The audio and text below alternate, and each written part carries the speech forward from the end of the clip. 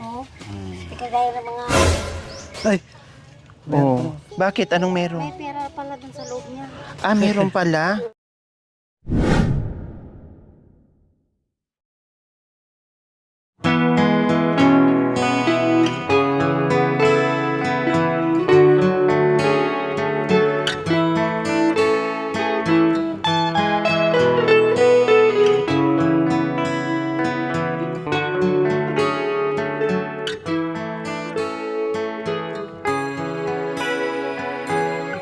Ayan po mga kabayan. Good afternoon po. Balikan po natin ngayon yung pamilyang nasunugan po mga kabayan. Dahil, ayan, dala-dala natin. Meron naman tayong atid biyaya. At bisitahin natin syempre kung ano na ang nangyari doon sa pinatid natin ng biyaya ng naay. Kung ano po yung nabago. No, kung ano po yung nadagdag sa bahay nila. Sabi ko nga ay babalik tayo, bahala na. So ngayon babalik tayo dahil meron tayong ihahati na naman.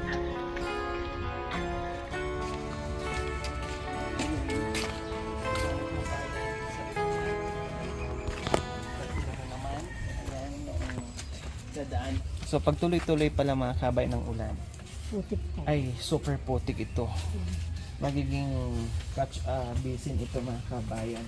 Ay no, putik oh. Oh, diba? Mangyayari ngayon sa umaga, super init. Din pagdating ng mga bandang alas 3 o alas 2, doon na magsisimula yung kulimlim. Hello po, good morning. Good morning po. At uulan na. Kaya dito banda sa kanila maputi kasi lupa at ibakan ng tubig dito medyo mababa po kasi mga kabayan yung lupa dito kaya ayan. Hello! Hi! Anong ginawa niyo po dyan? Nagluluto. Wow! Extension na po ba yan, Tatay Edgar? Good morning, good morning. Extension para kusina. Opo, paglutuan, pangmirahan. Oh, ayun, may kusina na sa mga kabayan. Kumusta ang ulan? Mukhang putik ang paligid. Ano po, nanangan po na ng tubig kasi nagpupundo po kasi po dito yung tubig. Oo nga, kasi mababa ito, no? Opo. Kaya Paano po- pag yung tuloy-tuloy yung ulan, Tatay Edgar? Ano po, ang tubig po hanggang dito. Sabi ko na nga ba Kahit eh. po hanggang dito, kahit po yung natambakan na mataas na naabot pa rin po ito. Kasi doon pa lang sa bungad, hindi ganun kalakas yung ulan kagabi. Pero may mga tubig na. So ini-imagine ko, pag lumakas yung ulan na tuloy-tuloy, hanggang dito. Opo. Kaya nga po nagpahukay ako para kapatambak po ako sa loob para hindi ako maabot. Ito yung ginawa nyo po. Ayan. Opo, tsaka po sa loob, nagpatambak po ako. Kahapon lang po. Oo. So kailangan pala taasan ng konti, Tatay Edgar, yung bahay. Kaya pala sa bagay elevated na po yung higaan nila. Opo, papan. Ayan. Ito yung sinabi Opo, nyong tinambakan tinambakan. po hanggang sa loob. Ayan po mga kabayan, tinambakan na hanggang loob. Kabayan. So nagtambak sila ng lupa para tumaas. So kaya walang baha dito. O bagong extension na naman.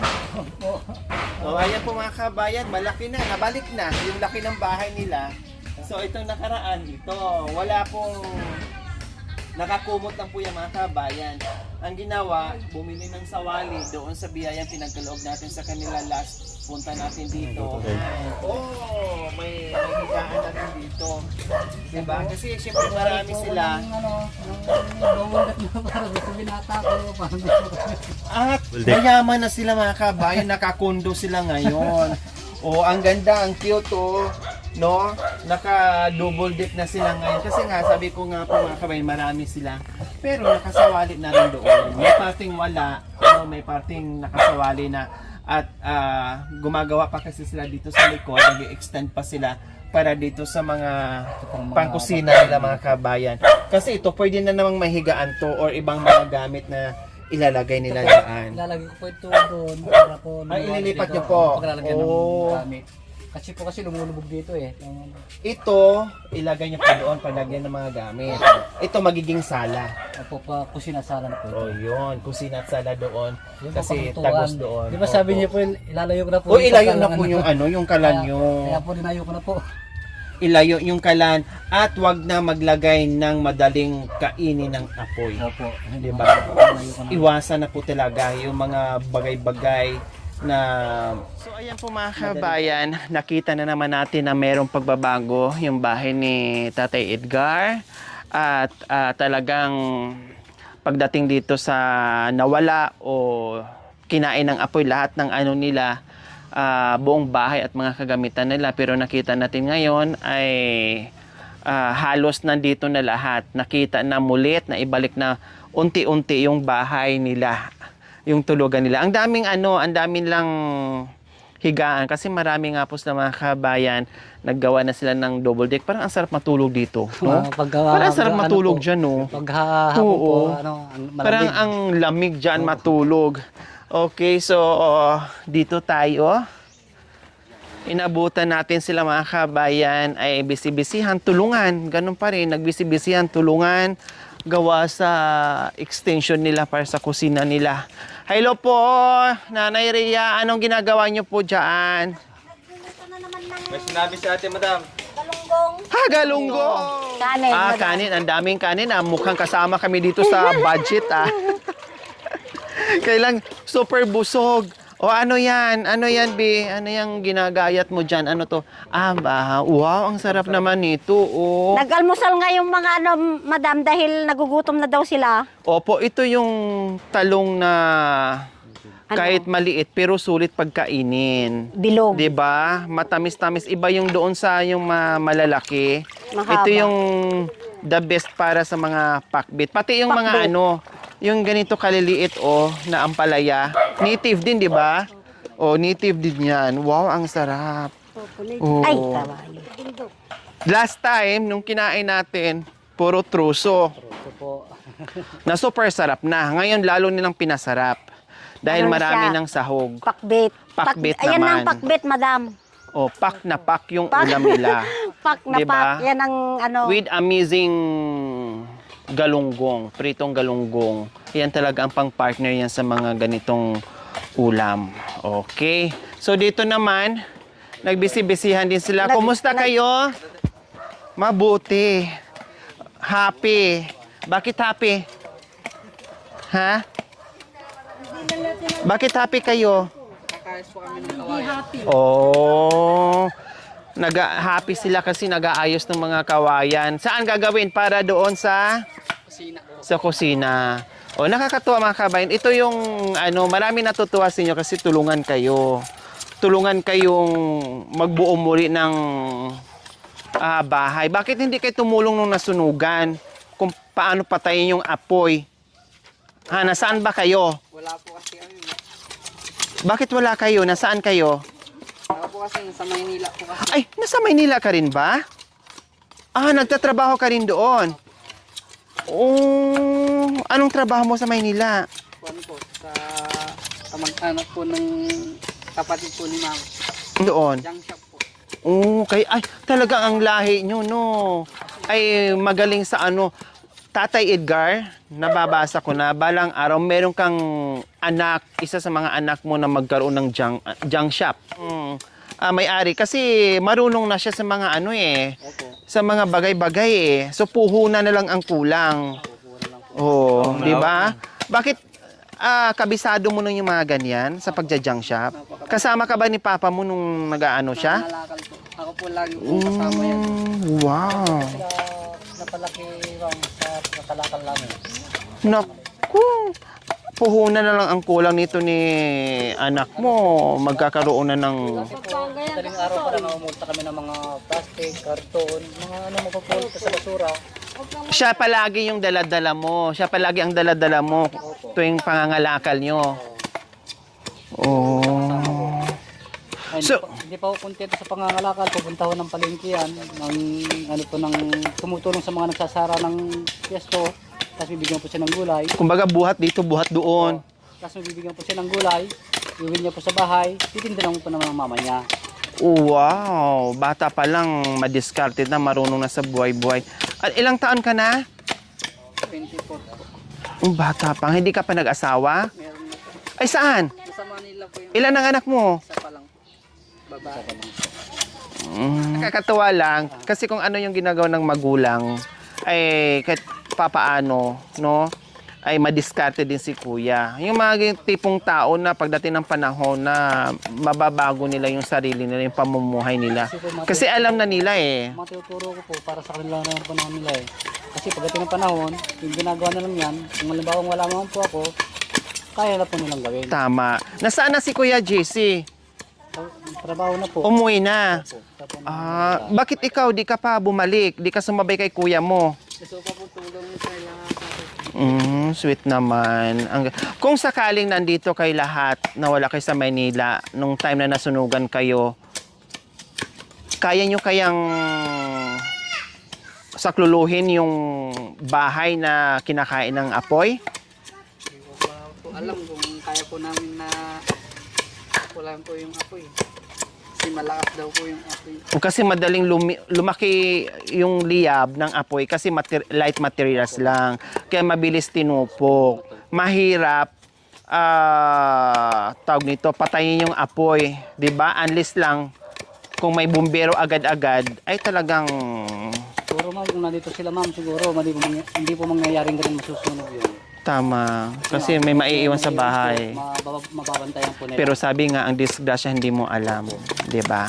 O forget na tayo dyan. Ang importante nandito, sama-sama kayong magkakapamilya, tulungan. Marami natutuwa sa atin dahil yung mga anak mo nandito talaga, no?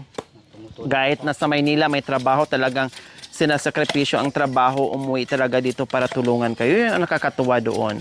'Di ba? Wala mang pera na kalaking pera na maitulong. At least yung presensya nila, yung effort nila nandito ay malaking bagay po 'yon.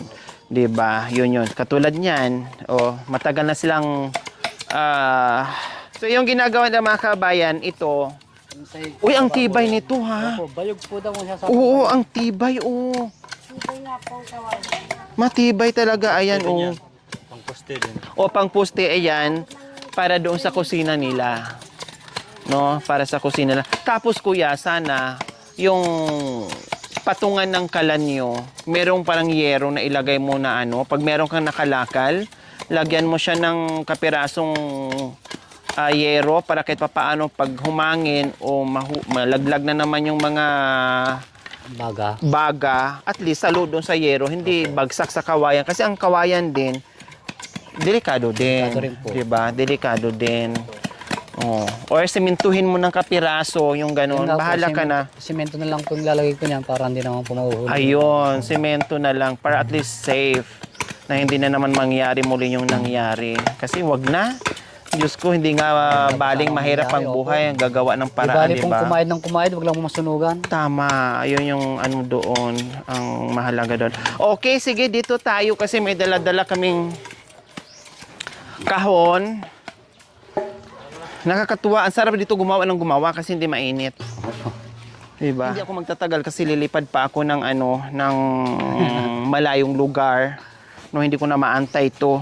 Ang sarap pa naman, no. At saka isa pa doon, kakakailan talaga namin bago kami lumabas ng bahay kasi malayo ngayong aming pupuntahan para hindi na kami maghanap ng kung saan-saan na pwesto na para lang makakain ng tanghalian namin. Kasama itong with chicharon? Yes, madam. Wow! Ilalak ko siya. Sasaw. Para siyang tuloy. Munggo. No, ito yung pangsahog. Tapos ibabaw na lang ako ng pinito dito, madam. Ay, Para ang malasa. sarap. Wow. Diyos ko, kung wala lang akong ginagawa, parang ang sarap dito, no? Oo, madam. Kumain ka ng kumain ng mga gulay na ganito kaka-fresh. Ay, Diyos ko. May gulay. Okay. Kapipitas lang. Kaninong pananim? Binili ko sa kapitbahay, madam. Doon Kaya pala manamis-namis kasi ang liliit. Mamidi ang liliit ng talong, kaya nang manamis yan. Pag so inalmusal namin. Lahing to, Nanay Ria? Hindi na yung native. Hindi na po na native yan, may ilaw na po To yan. siya? Made in Philippines o made in ganito kaliliit yung Chinese? Bakit alam niyo po, Mami D? Kasi yung native eh. Tate Edgar, ganito po pala ang mga Chinese? Opo, ganyan po. Bakit nakita niyo na po ba? Iba po kasing style ng ano yan, ng native eh. Kasi ito, verde po kasi ito, verde na po ito. Kasi yung sa atin native, puti na po yan. May Tapos green po dito. Puti. Parang ganito po Bakit yan, oh. puti? Ito po ang native. Ano to? Chinese? Anong gusto niyo Chinese pong ano mas po yan? masarap kainin kaya, Tatay Edgar, yung malaki o yung maliliit? Parehas lang po. Parehas lang. Pero mas mahirap ata kagatin yung mga maliliit o malalaki. Saan po Mas maganda mahirap? po kasi yung maliliit po, isang subo lang yon. Yung medyo malaki, hatiin mo, 2 subo. Gusto ko 3 subo. Yung mahaba na po yun. Sabi ka? Iba na naman ng konti. Masyadong marumi yung utak nila na Nairiano. Mahaba kasi di naman hatiin yung 3. Ikaw pipirito. Oo. Kayo talaga. Oo, kami ni Nanay Ria, iba yung ano namin. Gulay talaga. Sila naman, iba naman iniisip nila. Eksakto, may hanger ka na, Jimmy. Naghahanap ng hanger. Nakita ko na, oh. Okay. Tamang-tama. Di pa natin nabuklat, sabi ni Nanay Ria. Ay, tamang-tama, may hangit. Alambre yan. Ulo pa lang ang umusli. Ulo pa lang ng hangin umusli, kabisado na ni Nanay Ria. No?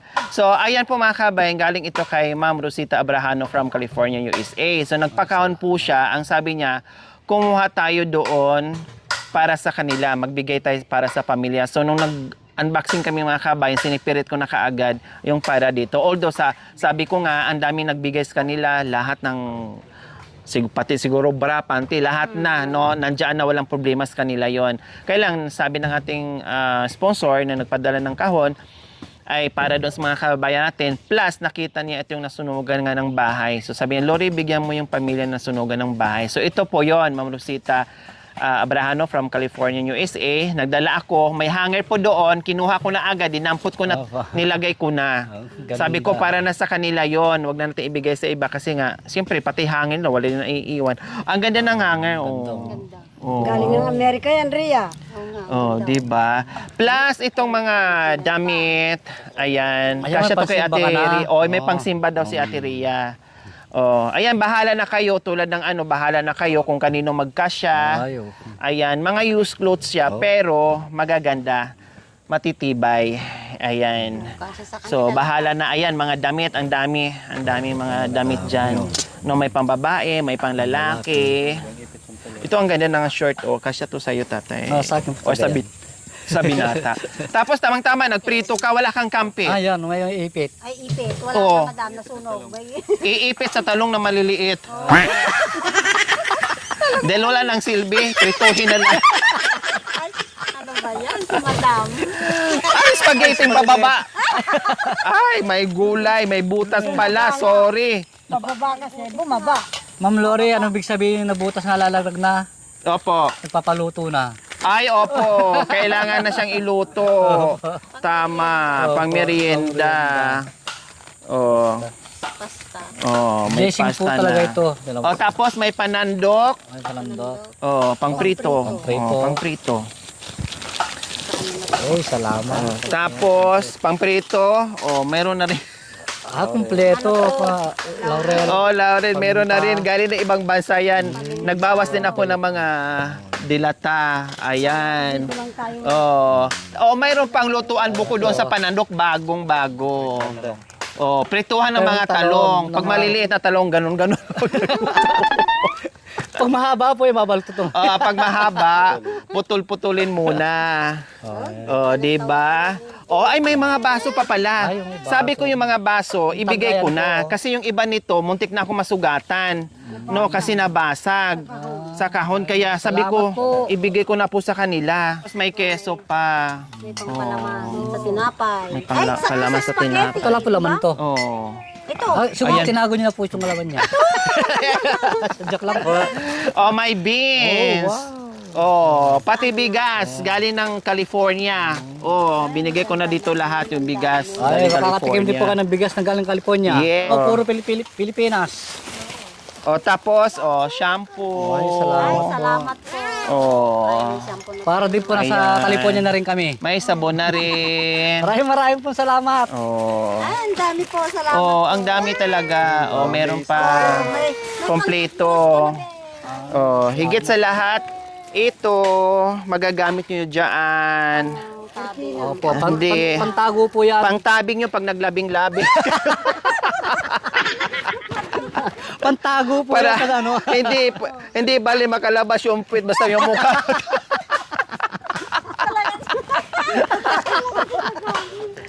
Pag naglabing-labing, no? Nakalabas yung puwit pero yung ulo nakatago. Balik ta rin. Ayun na, lahat na. Sabon na, shampoo na. Ayun. Bukod pa dyan, meron, ang lapad dito, oh. Kikinis ang balat mo dito. Opo. Hindi bali. Ayan. Oy, ang ganda ng tela, ang kapal, oh. Oh, pangkortina. No, pangkortina ang ganda, oh. Kumot. Hindi lang siya natahi. Pangkortina, tamang-tama. Meron na kayo doon kapalit sa kortina yung nasunog. Opo. Ayun, ay, wala pala dyan. Yung tinupok ng apoy, yung kinain. Pwede naman din. Pwede na. Pwede naman ganyan na. Para gamitin nga doon sa Pwede panglabing-labing. po, pang sapin na pangkapano, parang banig. Talaga si madam. Ay, salamat po. Meron po kayong mga bago. At meron pang Ayan ang kortina. Musketero to. Ito po yung ano niya, kulambo. Kulambo. Ayan. Opo. Oh, yung pang ano niya, parang pabilog tong ganyan. Ayan malaki to ha. Tama-tama Ayan doon. Sana natin doon. Oh, hindi siya magaspang, hindi katulad ng parang nylon na ano. Ito parang tela, soft siya yung ano. Tapos nakatabi niyan, makikita ka pa ba? Hindi na. Ay, hindi na makikita. Di ba makikita na yung paa, wag lang yung mukha. Oh, di ba? Ang ganda niyan. Tapos dito iganyan, yan. opo. Dito, sa- Ilagay diyan, tapos isabit na ganyan. Para siyang pang bata, pero malaki to ha, pang ano din. Ito kasi uso sa Amerika. Ayan. Hindi, may ano naman yan eh. Ganyan. Opo, dito lang po yung ilagay dito, tatay. Hindi po pwedeng ganyan.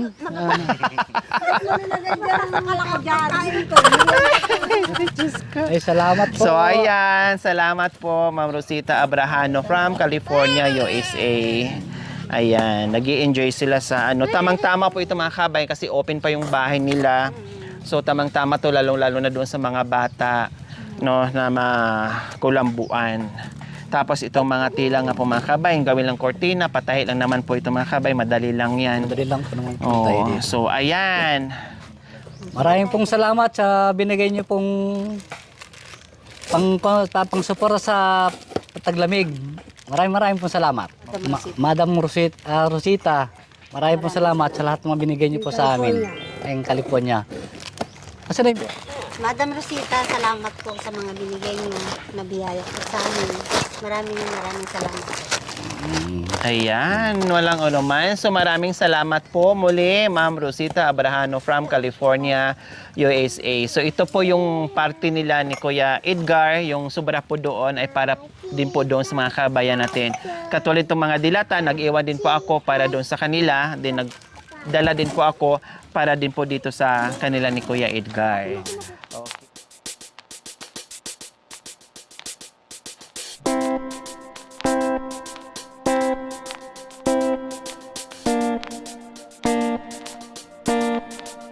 Tate, ito tabihin baka mamaya tanggalin niyo po muna tatay. Itupin natin ng maayos, Tate Edgar. Para mailagay natin una yung mga para di mabasa.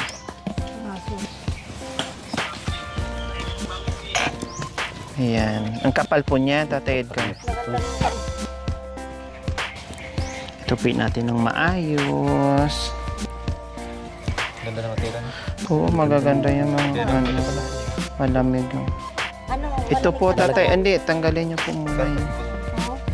Kagaya ng mga Ayan. ay magagaspang. ay, Oh. Bakit? Anong meron? May pera pala dun sa loob niya. Ah, meron pala? Hindi ko napansin. Meron pala. Kunin nyo na, baka mamay mahawakan pa ng iba. Ha? maraming pong salamat. Pala. Oo. Maraming pong salamat. Ayan. Magkano po yan?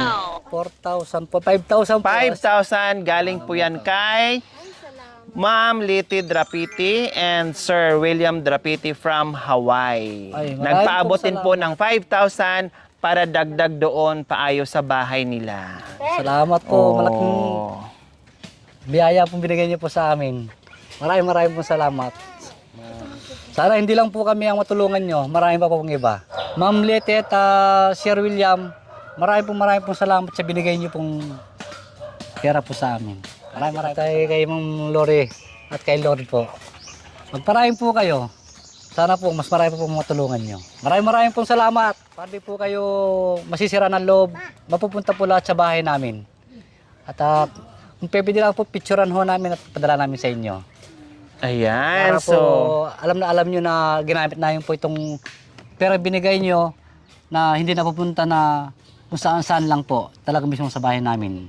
Kasalukuyan po, ginagawa namin po yung bahay namin, yung pong huling binigay sa amin ni Mang Lori, dyan namin po namin binuhos. Maraming po salamat. Mabuhay po kayo. Ma'am Lite, saka Sir William, maraming salamat po sa inyo. Maraming salamat po. Ayan, so walang anuman. So ayan po, Mamilit and Sir William, napaabot na po namin yung pagmamahal. Si Ma'am Liti and Sir William po nagpaabot po ng $300.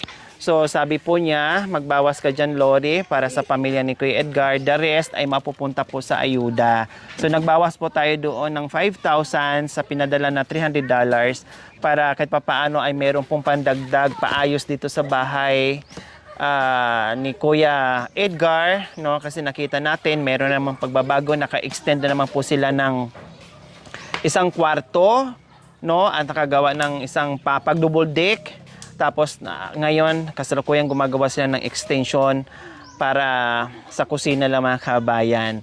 Last pupunta natin yung kapiraso lang yung bahay, tapos nung naghatid tayo, nagbigay ng ayuda, nagbigay tayo ng cash, ay naibili na naman na nakagawa ng isang kwarto. Tapos ngayon, ginagawa ng kusina, so meron na naman silang pambili ng materyales. Sabi ko nga, kahit kung ano yung kaya ng budget, ang importante ay magawa ng paraan, ang importante mabuo yung bahay, ang importante meron silang masisilungan dahil papalapit na at nagsisimula na talaga ang tag-ulan. Kaya hindi pwedeng matagalan yung paggawa ng bahay dahil ito ay kukunin na rin sa kanila. Diba? Kasi sa barangay temporary lang po yan, mga kabayan. Okay? So ayan, mga kabayan, continuous sa paggagawa ng bahay, sanib puwersa, no, mula sa barangay at mga kabayan natin sa ibang bansa gumagawa. Anong pangalan mo, Kuya? Jimmy po. Si Kuya Jimmy, ayan, isa sa mga anak ni Kuya na nasa Maynila pa na lumuwas talaga, dalawa. No, yung isa umuwi na, yung isa nagpaiwan pa dahil hindi daw siya uwi hanggat hindi matatapos yung bahay na ginagawa nila. O ano sa pakiramdam ngayon, Jimmy, na maraming pagmamahal, maraming biyaya dumating dito sa pamilya niyo? Sobrang saya po. Bakit masaya ka? Kasi marami pong tumulong po sa amin. Ayan. Nung nasunog yung bahay, nalungkot ka ba? Opo. O ngayon, kumusta ang pakiramdam? Medyo nakaginhawa na rin po. Nakaginhawa na dahil Nakakatulong po sa inyo pa. ayun, syempre ay normal lang malungkot ka, din ang kapalit ay saya dahil sa nakikita mo na maraming nagsanib pwersa para matulong at mabuo na naman muli yung bahay. Okay, sige, tama yung ginagawa mo. Pag okay na, syempre, balik ka na ng Maynila. Ano? Manawagan ka, bayan. Okay, so muli, maraming salamat kay Ma'am Rosita Abrahano from California, USA. Nagpaabot ng mga kahon, itong mga gamit, mga pagkain, sabon, damit, lahat-lahat. And kay Ma'am Liti Drapiti and Sir William Drapiti from Hawaii, nagpaabot ng cash na 5,000. Shout out po sa inyo dyan sa mga kasamahan ni Mamilit. Thank you so much sa walang sawang panunood. Mabuhay kayong lahat dyan. Maraming salamat po sa inyong ginito ang puso. Nawa ipagpalain po tayo ng Panginoong Diyos sa araw-araw. Nawa ibigyan po tayo ng kalakasan ng katawan sa araw-araw. Nawa ibigyan po tayo ng mahabang buhay. Pang sa ganon, marami pa tayong matulungan na gaya nila. Sa mga kabayan, huwag niyo pong kalimutan, paki-share, subscribe sa aking YouTube channel, Lori Aquino Talita. Maraming salamat po. God bless us all. God bless you. Bye! Bye-bye! Ingat po kayo. Okay.